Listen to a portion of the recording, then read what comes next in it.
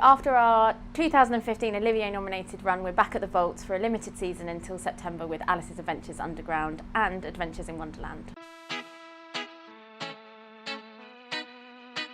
This time round, we've been able to come back at it from the benefit of knowing that it's possible, knowing what we can achieve, and also going, well, how much more can we achieve and how much more ambitious we can be. So this year's been so exciting that we've been able to take this kind of show and this form that we figured out and now really, bring it to life and let it sing. We've added a lot more than we expected to.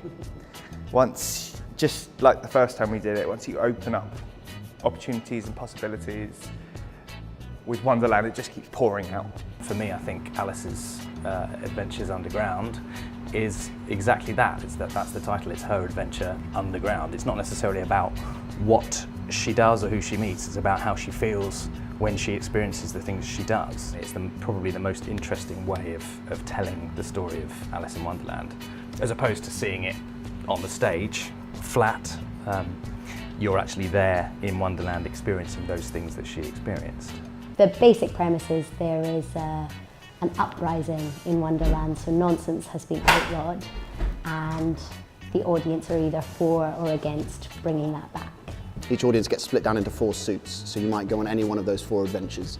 And each adventure has got a sort of storyline woven in that comes back together again at the end of the show. It's kind of like a trip in every sense of the word. Yeah. It's a bit like a roller coaster. You're always up and down and always just ready to do something. Yeah, and no show is the same. Every single time you come, something's different. The combination of actors and characters are always different. And the audiences as well are so They different. add so much to it. Yeah. I think they'll experience Wonderland in its kind of truest form in that it's the closest as it is to, as you read it in the book. You get the madness that kind of comes through in circus acrobatics and the complete insanity of the tea party and various other puppets that are just crazy. I think the characters are really recognisable. I think they're probably slightly more dangerous and anarchic across the board than perhaps you would expect from a classic Lewis Carroll retelling, but they're definitely recognisable, just a little bit more bonkers. An older gentleman came to watch the show and he said it reminded him of his childhood.